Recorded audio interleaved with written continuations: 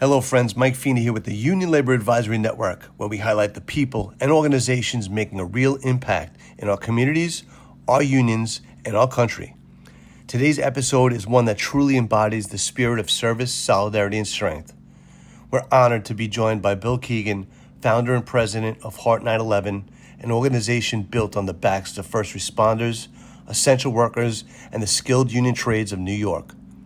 Born out of the ashes of 9/11, Heart 9/11 has become a national force for good, mobilizing volunteers to rebuild lives and communities after some of the worst disasters our country has faced.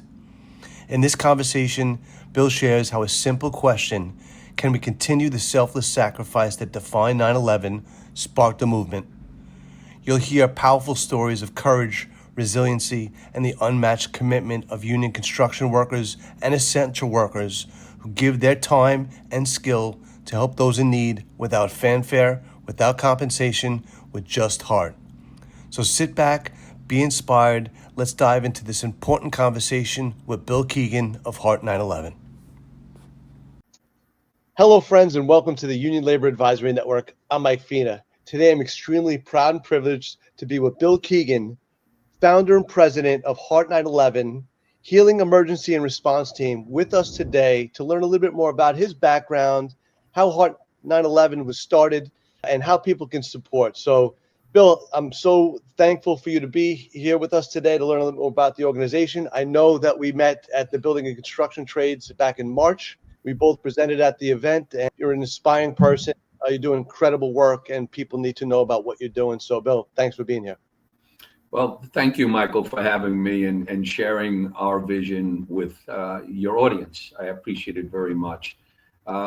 As you know, and I'll let your audience know, I'm a retired police lieutenant from the Port Authority Police Department. And I had been working there for 20 years, 16 of which, at around 16 years, I was named the night commander for the search, rescue, and recovery teams of the Port Authority Police Department at night. So as you know, the 9/11 recoveries went 24 hours a day, 7 days a week for those 9 months. And I was there for the entire 9 months. And because I was there in my leadership role, I was given the opportunity to meet so many professionals, both in the police and fire, FDNY, NYPD, Port Authority Police Department, and so many others that responded to that event. I was really exposed to the incredible professionals that are in the building trades, the union building trades of New York especially. There's nowhere on earth, I think, could have handled the magnitude of the loss and the destruction of 9/11 other than here in New York, with support from all across the country. But it was just incredible to see the professionalism, the skills of the trades, the safety of the trades, the training that goes into making a carpenter, a laborer, any of those people that were down there. It was just extraordinary. And so what it was for me, it was like an awakening. And I got great relationships with them. And like I said, for the 9 months, as we walked out of that site on May 30th of 2002, the question, of course, was, what happens to us now? There were many questions about our health, emotional health, our physical health from what we had been breathing down there. And we didn't know for sure as we left what our future was going to be like.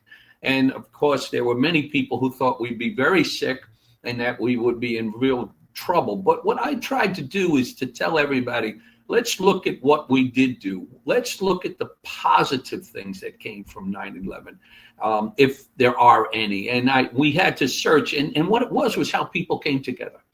It's how cops, firemen, and construction workers worked together for the first time. How we appreciated each other's skills and needed each other's skills.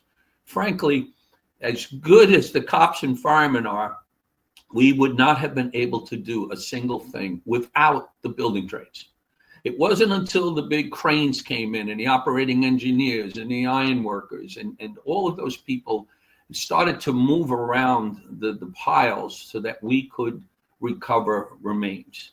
And so it was a great deal of respect there, them for us and us for them, as we went through that. So when I retired some 3 years later in 2005, I had that opportunity that very few of us get. It's sort of, okay, who does Bill Keegan want to be now?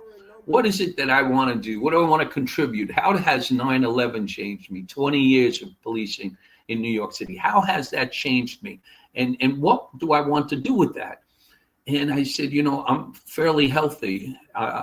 Let me go back to the people I worked with down at the Trade Center, and let's see if on a voluntary basis they want to take their skills to future survivors of natural disasters. We have all the skills, all the training. Let's not let it go to waste. And boy, I was overwhelmed by the response of the police, of the fire departments, and especially of the building trades of New York. Gary LaBarbera, all of the leadership, they loved it because they had lost people. And they were looking for a way to continue the selfless sacrifice that was demonstrated on 9/11 and the 9 months after during the rescue recovery. So I put together a small team, and I said, now let's find a place to go. And Katrina had just hit New Orleans. It was a few months after, and I said, let's go down there and see if we could help out. And sure enough, I had 50 volunteers in no time at all, within days. I'll go and I'll do it. Now remember, these are construction workers that are taking time off from work, which they're not paid for, to do good work for others. And that became a mantra for us. Let's do good work for good people. And let's soak that back in as a way of us recovering from our traumas from 9/11. And I got to be honest with you, when people saw us and met us when we were down in the 9th Ward in New Orleans, they just couldn't believe that people that had been through 9/11 were there to help them. They thought that we should be the ones that are being helped, that after what we went through, we needed the help. And we are getting the help, but we're getting the help by helping you. We're actually building ourselves up by helping you. It's selfless. It's without any compensation. No money's transferring. Nothing's going to happen good other than we're going to be able to help you. And you got to see especially in the union building trades, they, unlike cops and firemen who do get a lot of good feedback from victims and survivors, the construction workers hadn't. They do their buildings, they leave. It's a wonderful, tangible result. They feel proud about it, but they don't get that. The people who are in that building don't come to them and wrap their arms around them and say, thank you so much for building this beautiful building. But here they were getting that. Here, the construction workers were getting people crying, saying, thank you so much for getting me back in my home. I don't know what I would have done without you. And it was that feeling that brought me back to 9/11 when the family members would come down and say, I can't believe you're putting yourselves at risk for me, for my family. So we have a place to go. In 2008, 2009, as you might remember, was a big financial crisis. There was no money around. We were struggling. We were a brand new entity, but it wasn't the building trades that kept us going. It was the volunteers that kept us going. It was a financial help at one of our events, like Liberty National Golf event, or any number of events we run to raise money so we can do what we do. And by the way, I just want to make sure that I mention that not one single volunteer at Heart 9/11 pays 1 penny for anything. Okay? They get to the airport, the air transportation is free. They get to the place where we're working, all of the ground transportation is free. The lodging is free. The food is free. We provide all the tools. So when they give up their time with their family and away from their job and away from their paycheck, they don't have to take $1 out of their pocket in order to do so. And I think we're very unique as a charity when I say that we do that. We really respect the union building trades of New York, and we want everybody to get to feel what it's like when true professionals show up to work. So since then, for the last 18 years, we've had over 350 responses, mostly in the United States, up and down the East Coast, along the southern coast, Oklahoma with tornadoes, Texas, Florida, North Carolina, Kentucky, all through. But we've also taken the skills, and it's been an awakening for people.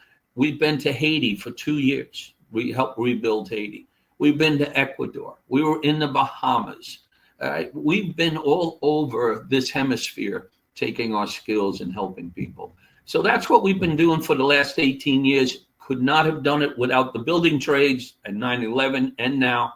And it's been a great relationship and one that I treasure.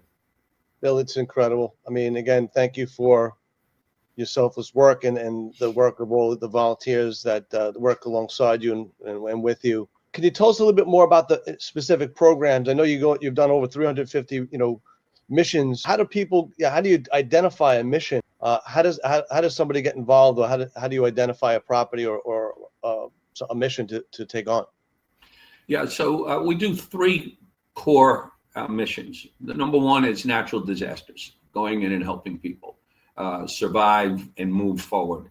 The second one is something we call responder to responder, where people might get hurt on the job or be sick, and they need things done at their home, ramps, new bathrooms, cabinets, decks coming out of their home.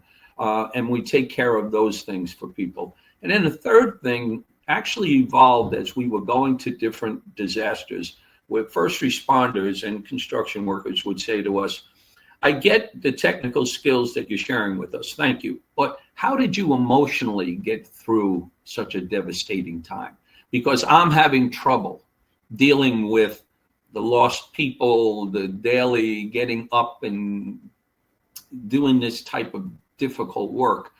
And what we realized is that what we had used to overcome the challenge, the way we found resiliency, was something that we could share with others too. So we now have a program that we've developed with Yale University, with Harvard University School of Medicine, and with Mount Sinai's School of Medicine.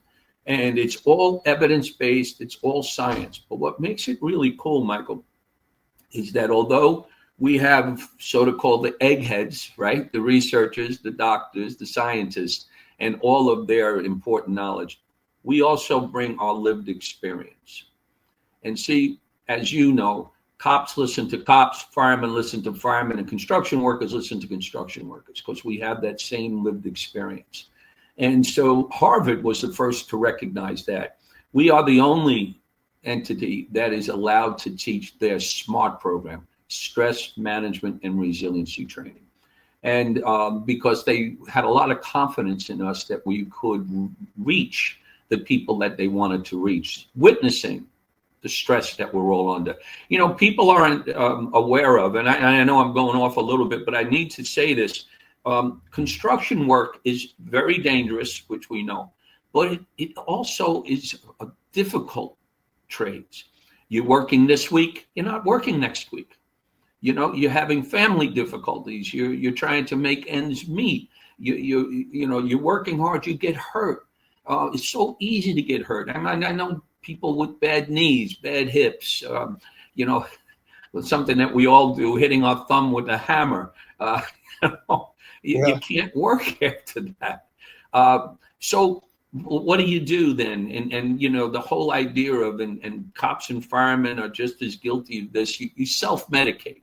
You find things that make you feel good, whether it's a couple of beers after work, if it's a pill here or there. And what happens is that you get into a bad cycle. So this stress management program that we have teaches people how to take self-care. How do you take care of yourself mentally so that you're able to meet the challenges that we all have to meet throughout our lives? So those are the 3 things: disaster response, responder to responder, and then the SMART program for stress management. And we've taken that to all the different places that we've been. When you say, how do you recognize? Usually it's a big event. Usually it's something with a significant property damage and loss of life, or the threatened loss of future lives. And what we can do is get in there early.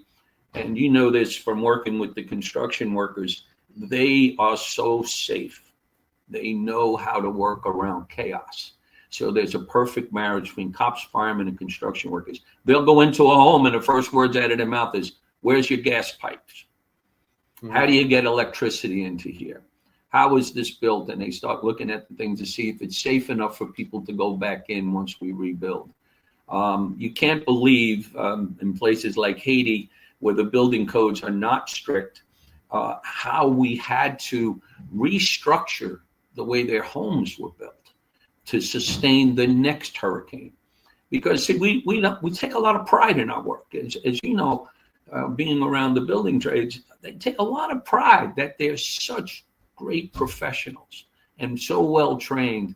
So when we leave a job, we know that that job's going to stand up to the next hurricane and the next one. And the people are relieved. Yeah. They, you know, when you have a carpenter come down and say to somebody, go get the sheet metal that used to be on your roof. And they'll say, well, it's all tangled up. It's just bring us the sheet metal. And the carpenters straighten it out and put it back on their roofs. You would think that these people were looking at magic. Their jaws dropped. They just can't believe that that could be done. And that's the good feeling when carpenters come down off a roof and they know that a family is going to get back in their home because of their skills. So that's the things that we look for. Property damage, big event, you know, the Haiti earthquake, Moore, Oklahoma tornado, Sandy, Florida gets hit all the time. Louisiana gets hit these 3 or 4 times a hurricane season. And again, you know, the cops, firemen, and the building trades of New York jump up and go and help. Wow, Bill. It's incredible work that you guys do. And I know you talked about just the SMART program. And as we know in construction, you know, just the mental health awareness, that, you know, the MAP related programs that are implemented because of the things that you mentioned before. You know, it's a stressful job. You're not sure if you're going to be on the job, or you might be, you know, your career may be working 6 months, off 6 months. Financially, do we have enough money? It becomes mental, you know, there's a mental stress that's there as well. And then the suicide rates that are involved as well as in the construction field. So all these things really do tie in some of the programs that you have. People just need to know about it and how to get in touch with you, how to get to your site, how to donate, and also to volunteer. So I did go to your site, and there was an area to, if people are looking to help support or be involved in Heart 9/11, they go to your site, they register. Is that how it goes, Bill? Yeah, we direct everybody who wants to volunteer to go to the site. This way we have some information on you. Then one of our outreach people will call you and then check on your level of skills and your level of availability and what do you think you can do and how best you fit into the organization. And then we'll explain to you how we might need those skills. So that's number one. And our website is HEART, HEART 911.org. heart911.org. Also on there, you could, if you wanted to, and say you can't respond with us, you could give as little as $9.11 to Heart 9/11 to support the work that we do by getting someone else to a location that needs our help.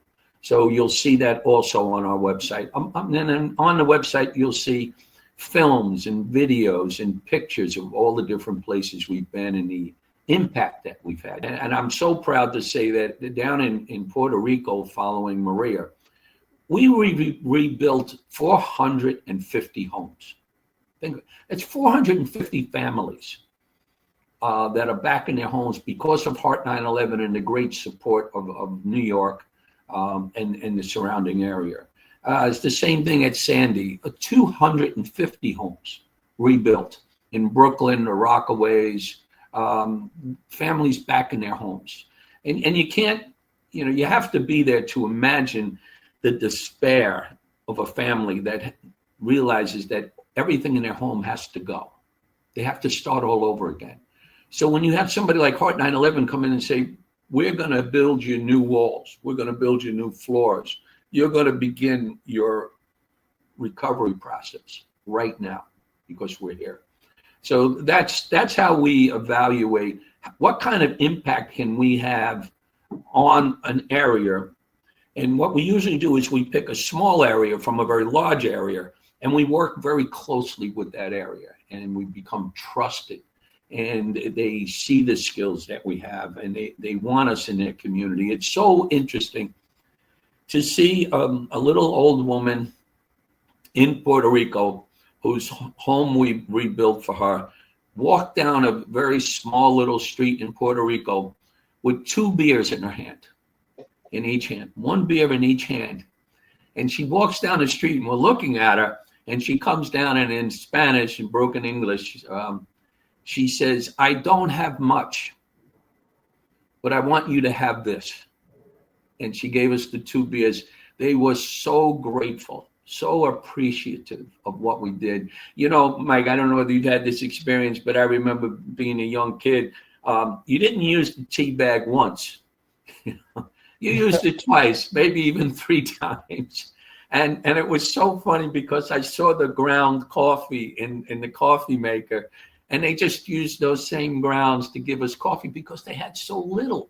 But what they did have, they wanted to share with us. And this goes back to what I was talking about when we were out 9/11, putting ourselves in danger. But we knew that families were going to get great comfort from that work. Same thing now with Heart 9/11. We're able to take our skills and our bravery, if you want to say it, and courage. We don't think of it that way, but to go and do this work and then to see people more whole than they were before we got there. And it's an extraordinary feeling, and I'm so happy that I work with good people, for good people, doing good work. That's kind of the best way to put it. That's incredible, Bill. And again, I'm just so fortunate to know you and to know some of the people that you mentioned too about within the trades that do incredible work, that look out for their brothers and sisters within their organizations, their locals, and their communities. You have my support. I'm not really good with the tools, but I've been working with the trades for the past 20 plus years. I just find inspiration in going through those training centers, like you mentioned, because of their skill set, the safety, standards that they have as a union construction worker that they get, and able to utilize their skills to help others to build communities and to support people like yourself and people in need. So again, I'm inspired by everything that you do. 9/11 was one of those major occurrences. Obviously, COVID was another major occurrence that, changed people's lives. And I'm here today as a past banker, but now as an advocate for labor and supporting career opportunities within these specific trades as well as public sector to really shed a light on these particular professions because they're doing incredible work. There's incredible career opportunities in these particular professions, and what they do don't, like you mentioned before, might not always get that recognition in regards to service that they do within their communities. And we need to shed a light on that and make people aware of the incredible work that you're doing. Again, I'm just so fortunate to have met you, to know you, and to support your efforts the best way I can. So I just want to thank you. Thank you, Michael, for amplifying the work that we do. Very much appreciated. Thank you. Absolutely. And then, so you got some upcoming events or ways to donate to, I think you mentioned about Liberty National. So there's a golf outing fundraiser coming up. It's a golf outing. You can take ads in our journals, or you can golf if you're a golfer and want to go to probably one of the finest golf courses on the East Coast for sure. It's right on the Hudson River. It's right across from the World Trade Center in Jersey City. Wonderful place. Go to our website. You'll see more information on that. And then, of course, if you follow our website or us on Facebook or any of the other social medias, you'll see that we're doing things here and again and everywhere. A lot of police officers, firefighters, construction workers that need our help will go in and do that work. Funny that we were just at a home in Jersey, and they're going to need elevators. And the elevator constructors have been so good with their incredible skills to help people that can't make it up the stairs anymore. Yeah, and I know Local 1 too. I was actually with some of the groups just recently. I know that their lift program for the program that they had is probably what you're mentioning as well. Mhm. These are the things that people need to know about, and we need to shed light on that. So again, Bill, awesome. I'm just so thankful to communicate with you and get this message out. Well, thank you, Michael. Appreciate it. Well, have a great weekend. We're going to get some, all the other socials, the contact information on this as well. So we'll try to amplify it and get it out to the masses the best way we can. Very good. Thank you, Michael. Heart911.org. Heart911.org. Got it. Thank you, Bill. I'll talk to you soon. Thank you, Michael. All right. I'd like to thank all our sponsors for helping to build and promote the ULA Network. It is because of you that we're able to support, educate, and promote informative content relevant to labor. Please subscribe, like, and share our channel and media. I'd like to thank you all for your support.